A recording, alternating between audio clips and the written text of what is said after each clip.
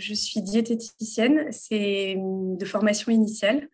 Je pourrais presque parler d'une vocation puisque je me suis engagée dans les études de nutrition juste après mon baccalauréat. Puis après, la suite de mon parcours, c'est plutôt un parcours d'école de commerce où j'ai été amenée à occuper des fonctions de cadre dans l'industrie agroalimentaire. Toujours sur des enjeux à cheval entre la nutrition et le développement durable, l'écologie. Et en 2018, j'ai eu un virage dans ma vie professionnelle. J'ai quitté mon poste de responsable développement durable dans une grande entreprise agroalimentaire pour me réimpliquer, me réancrer dans les questions de consommation responsable et d'alimentation durable. L'histoire de ma petite cuisine Laudato Si est une très jolie histoire. Je suis de longue date amie de l'association Lazare et après un séjour à Lourdes lors de Fratello 2019, j'écris à Pierre Durieux, secrétaire général de Lazare, et je lui dis, je suis très heureuse d'être votre amie depuis toutes ces années et de vivre ces beaux séjours avec vous. Et en même temps, je me questionne sur la place de la consommation responsable au sein de vos colocations. J'ai le sentiment que vous avez développé une maturité extraordinaire sur la question de la fragilité humaine et que vous proposez des lieux de vie où vivent des personnes qui ont connu des galères et la grande précarité et des jeunes professionnels qui vivent ensemble dans la fraternité. Et dans ces lieux de vie, je ne suis pas toujours convaincue que vous preniez soin du vivant, de l'autre vivant, de la nature, et donc par vos choix de consommation. Et donc, moi, j'aimerais vous proposer, alors je lui ai proposé des ateliers zéro déchet, des ateliers alimentation saine et petit budget. Puis, je lui ai aussi proposé de faire un petit livret de recettes pour inspirer les colocations Lazare pour cuisiner sans viande, pour cuisiner bio, pour cuisiner, enfin voilà, bien et petit budget. Et il m'a dit, OK, super, on va faire les ateliers. Et il m'a aussi dit, mais tu sais, cette histoire de livre, en fait, moi, j'ai une idée, on va essayer de se faire éditer. Et du coup, on a contacté les éditions CLD. Et c'est comme ça qu'est née ma petite cuisine Laudato aussi. Pourquoi ce titre ? J'ai proposé plusieurs titres à l'éditeur et je pense que c'était mon préféré. Moi, j'ai lu bien sûr l'encyclique Laudato Si du pape François en 2015 et il me semble que Laudato Si porte un message novateur qui mêle à la fois les questions environnementales, anthropologiques et spirituelles.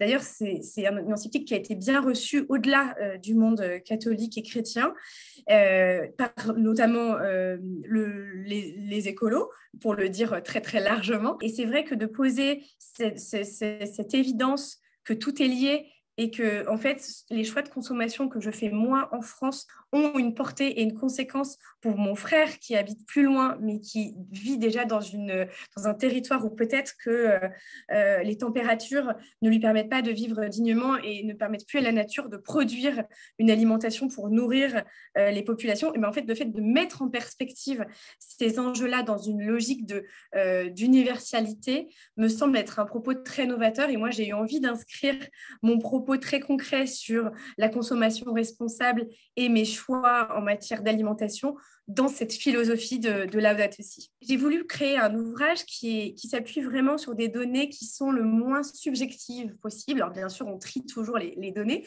mais je suis partie du principe qu'à une échelle d'homme, à hauteur d'homme, à échelle personnelle, 25% de mon empreinte écologique est liée à ma consommation alimentaire. Et à l'intérieur de ça, il y a des sujets qui sont prégnants autour notamment, et ça fâche en général, autour de la consommation de viande et en particulier de viande rouge, autour de la façon dont sont produits les aliments, sur les modes de production plus ou moins vertueux. Et du coup, finalement, à travers la question de la consommation responsable et de la cuisine, le propos qui est adressé, c'est vraiment de se réapproprier les choix que moi je fais dans mon quotidien en faveur d'une vie plus équilibrée dans le temps que je passe en cuisine, dans le temps que je consacre à faire des choix plus équilibrés, dans le temps que je passe à m'émerveiller de la nature. Finalement, à travers la cuisine, ça questionne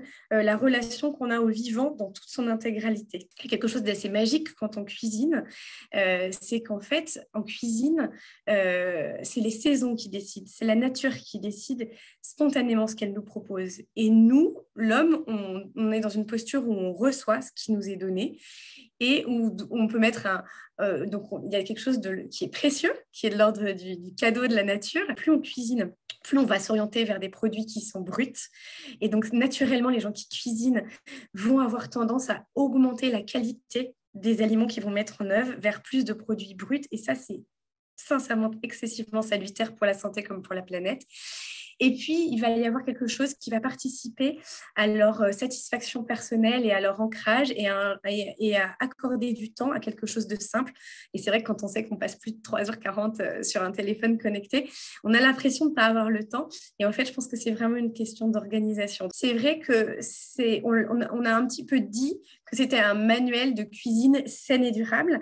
Il y a un petit peu deux grands volets. Il y a 10 chapitres qui sont pédagogiques, où à chaque fois, on a un chiffre clé en entrée de chapitre, une intention dans le chapitre de venir comprendre les problématiques pour la santé et pour la planète qui se cachent derrière le fait de consommer moins de viande, mais mieux, de consommer, de se mettre en cuisine zéro déchet, de lutter contre le gaspillage alimentaire. On explique, donc c'est très pédagogique et le propos se veut assez journalistique et accessible.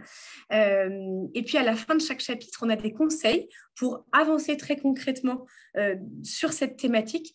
Et puis enfin, on a ce beau cadeau des recettes qui viennent nous mettre le pied à l'étrier et un petit peu nous faire saliver pour concrètement passer à l'action.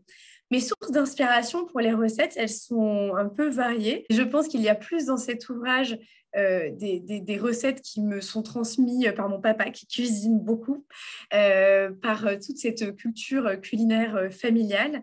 Et puis, bien sûr, moi, j'ai apporté une touche de modernité. Moi, je suis cadre en entreprise, j'ai un rythme de vie qui reste quand même assez chargé.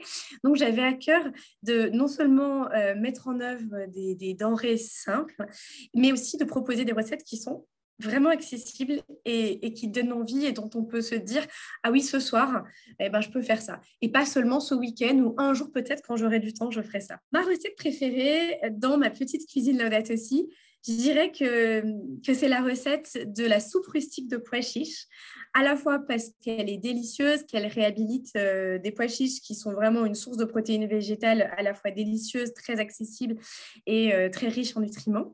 Et surtout, parce que c'est la recette qui m'a été soufflée par le pape François. L'histoire de cette recette, c'est que, comme je l'ai expliqué au début de cette interview, le projet de ma petite cuisine Laudato Si est né avec les maisons, les colocations Lazare. Et il se trouve que les colocations Lazare ont eu l'opportunité à plusieurs reprises de rencontrer le pape François et que lors d'une de leurs rencontres, ils lui ont posé la question « Pape François, si vous deviez venir dîner dans une colocation Lazare, qu'est-ce que vous aimeriez dîner ?» Et il a répondu « Une soupe de pois chiches ». Donc, il a été évident pour moi de créer une soupe de pois chiches au cas où le pape François viendrait dîner avec nous au sein d'une colocation Lazare.